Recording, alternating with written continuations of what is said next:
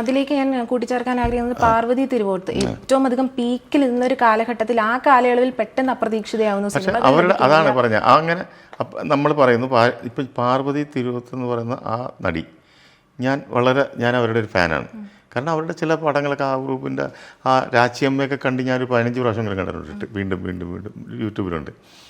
അപ്പം അവർ ഈ പുതിയ തലമുറയിൽ വന്ന ഏറ്റവും ആദരിക്കപ്പെടേണ്ട ഒരു നടിയാണ് അവർ. അതിസമർത്ഥയായ നടി. നല്ല അഭിനയത്തിൻ്റെ പടവുകൾ വളരെയധികം നേരത്തെ കയറി കഴിഞ്ഞു. അതുകൂടാതെ അവരുടെ ബോൾഡ്നെസ്, അവരുടെ നിലപാടുകൾ, ഇതൊക്കെ വളരെ നമ്മൾ മലയാളികൾക്ക് അഭിമാനിക്കാവുന്നൊരു നടിയാണ് അവർ. അവരെ ഇതുപോലെ ഇപ്പം നമ്മുടെ രമ്യ നമ്പീഷിനെ പോലെ മാറ്റാൻ പൂർണ്ണമായിട്ടും പറ്റില്ല. കാരണം അവരുടെ മികവാണ് കുറച്ചുകൂടെ ഉയർന്നു നിന്നത്. അപ്പോൾ അത്ര പെട്ടെന്ന് തള്ളാൻ പറ്റാത്ത അവസ്ഥയിലായിരുന്നു. ആരൊക്കെയായിരുന്നു ഇതിൻ്റെ പിന്നിലെന്ന് സാറിന് അറിയാം? പൂർണ്ണമായിട്ട് എനിക്കറിയില്ല. അങ്ങനെ കമ്മിറ്റിയൊക്കെ ഉണ്ട്. കാരണം നമ്മളൊരു കമ്മിറ്റിയിൽ ഇത്ര പേരുണ്ടെന്ന് പറഞ്ഞാൽ അതിൽ ഒരാൾ നിരപരാധിയാണെങ്കിൽ നമ്മൾ പറയുന്നത് ശരിയല്ല. പക്ഷേ ആരൊക്കെയോ ശക്തന്മാരുണ്ട്. ആ ശക്തരിൽ 2 പേരാണ് ഇപ്പോൾ പോയത് എന്നാണ് ഞാൻ വിശ്വസിക്കുന്നത്.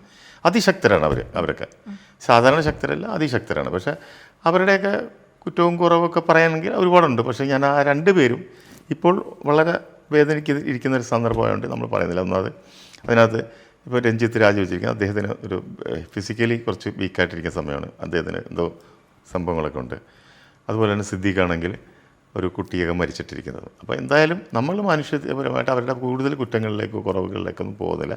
അവർ ഇതിനകത്ത് പ്രതികളാണെങ്കിൽ അവരത് ചെയ്തിട്ടുണ്ടെങ്കിൽ അവർ ശിക്ഷ മേടിക്കണം എന്ന് മാത്രമേ പറയുന്നുള്ളൂ. ഇത് സെക്ഷൽ അസോൾട്ടിലോട്ടൊക്കെയാണ് പോകുന്നത്. അപ്പോൾ ഇത്തരം സ്വഭാവം ഈ നടനിൽ അല്ലെങ്കിൽ ഈ ഒരു ഡയറക്ടറിൽ നിന്നും താങ്കൾ മുന്നേ പ്രതീക്ഷിച്ചിരുന്നു? താങ്കൾക്ക് അറിയാമായിരുന്നു? നമ്മളൊന്നും പ്രതീക്ഷിക്കുന്നതല്ലല്ലോ ഇത് സംഭവിക്കുന്നത്. ഇവരൊക്കെ ഉണ്ടെന്നുള്ളത് എനിക്കറിയാം.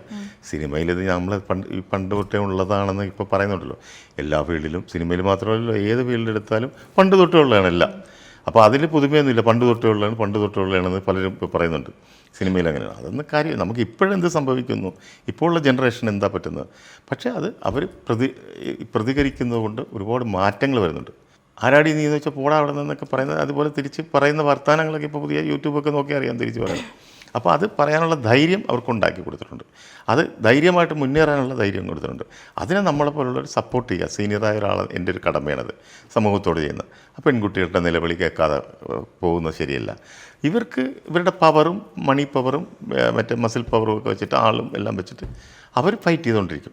അവിടെ ആണ് നമ്മൾ പറയുന്നത്, അവിടെ അഭയം പ്രാപിക്കേണ്ട സ്ഥലങ്ങളാണ് ഒന്ന് ഗവൺമെൻറ്, അല്ലെങ്കിൽ കോടതി, അങ്ങനെയൊക്കെയുള്ള സ്ഥലങ്ങൾ, പോലീസ് സ്റ്റേഷൻ.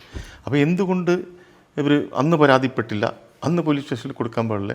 ഇവർ ഇങ്ങനെയാണ്. ഇതാണ് ആദ്യത്തെ ചോദ്യം. രണ്ടാമത്, ഇവൾ അത്ര നല്ലവളാണ്, ഇവൾ വേറെ മറ്റേ ചെയ്തിട്ടില്ല, അതൊക്കെ അവരുടെ ഇഷ്ടം, അവർക്ക് പലതും ചെയ്യാം എന്നും പറഞ്ഞ് ഇയാൾക്ക് പിടിപ്പിക്കാൻ നിന്ന് കൊടുക്കണമെന്നുണ്ടോ? അതെല്ലാം ഇപ്പോൾ അതിൽ സംഭവമില്ല. പിന്നെ രണ്ടാമത്, ഇവൾ അന്നുകൊണ്ട് എന്തുകൊണ്ട് കേസ് കൊടുത്തില്ല എന്ന് പറയുമ്പം പണ്ടൊരു വനിതാ കമ്മീഷൻ ഇവിടെ ഇരുന്നത്, അവർ എടുത്ത് ഒരു ഓൺലൈനിൽ ചോദ്യങ്ങൾ ചോദിച്ചപ്പം ഒരു കുട്ടി ഫോണിൽ പറഞ്ഞു, എന്നെ ഇങ്ങനെ ഉപദ്രവിക്കുന്നു, ഭർത്താവ് അടിക്കുന്നു, നിങ്ങൾ പരാതി കൊടുത്തില്ലേ എന്ന് ചോദിച്ചു. ഇല്ല, കൊടുത്തില്ല. നിങ്ങൾ അടിച്ചപ്പോൾ എന്നെ വീണ്ടും അയാൾ ഇങ്ങനെ ഉപദ്രവിച്ചു, അപ്പോഴും നിങ്ങൾ പോലീസിൽ പരാതി എന്നാൽ അനുഭവിച്ചോ എന്ന് പറഞ്ഞാൽ വലിയ വാർത്തയായിരുന്നു ഇവിടെ മുഴുവൻ. മനസ്സിലായില്ലേ? മലയാളികൾ മുഴുവൻ കൊണ്ട് ആഘോഷിച്ച ഒരു സംഭവം അത്.